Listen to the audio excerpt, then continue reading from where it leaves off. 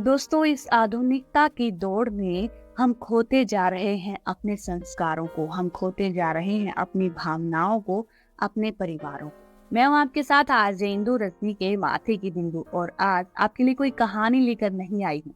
आज एक सच्ची घटना आपको बताने आई हूँ। एक सच्ची घटना लखनऊ के संपन्न परिवार की।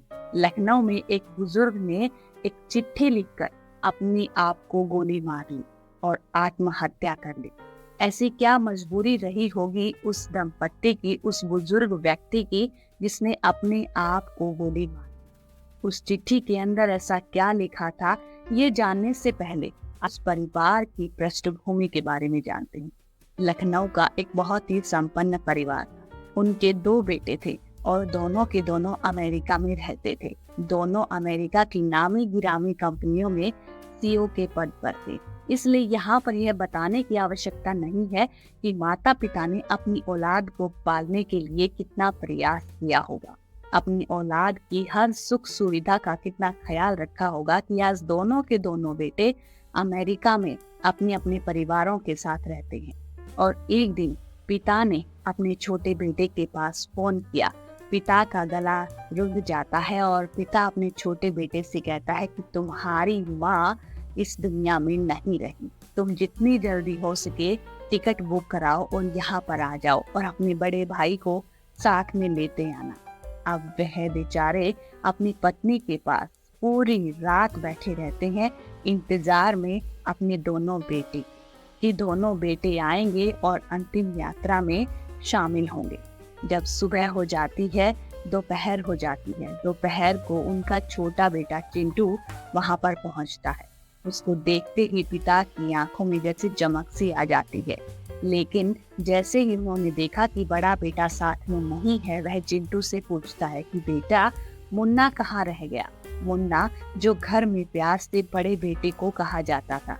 अब चिंटू पिता की बातों को अनसुना कर देता है, लेकिन पिता जो है जिद पर अड़े रहते हैं कि बेटा, जब तक मुन्ना नहीं आ जाता तब तक तुम्हारी माँ को अंतिम यात्रा में मैं नहीं लेकर जाऊंगा, क्योंकि बड़ा बेटा ही मुखाग्नि देता है और तभी उनकी आत्मा को शांति मिलेगी।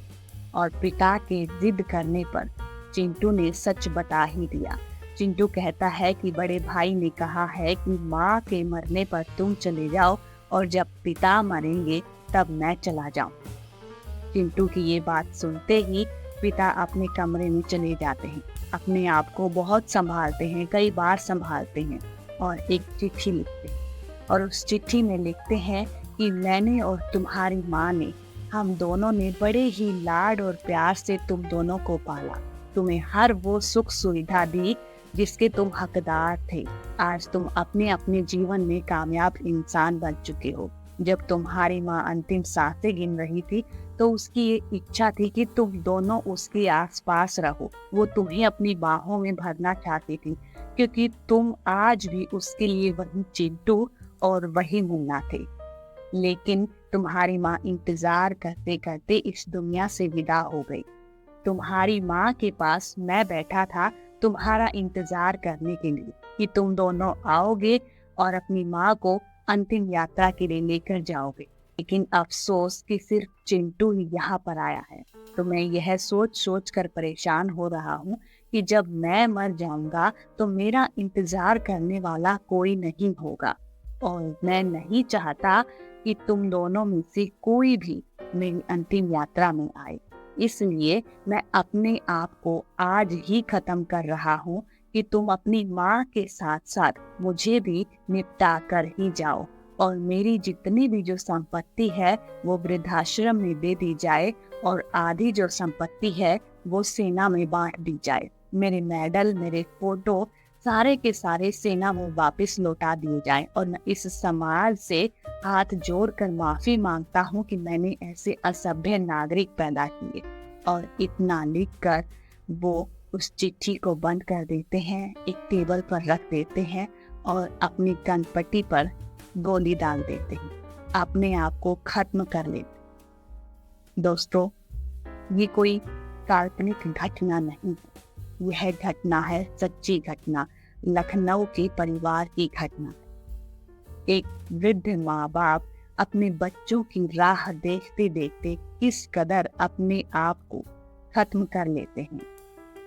क्या हम अपने बच्चों को इसलिए ही पढ़ाते हैं कि पढ़ लिख कर वो विदेश चले जाएं और जब अंतिम यात्रा में भी वो शामिल ना हो पाए, उनके अंतिम दर्शन तक ना कर पाए? क्या फायदा है ऐसी पढ़ाई का? जरा सोचिए, मनन कीजिए और चिंतन कीजिए। मैं हूँ आपके साथ आरजे इंदु रजनी के बातें की विंडो।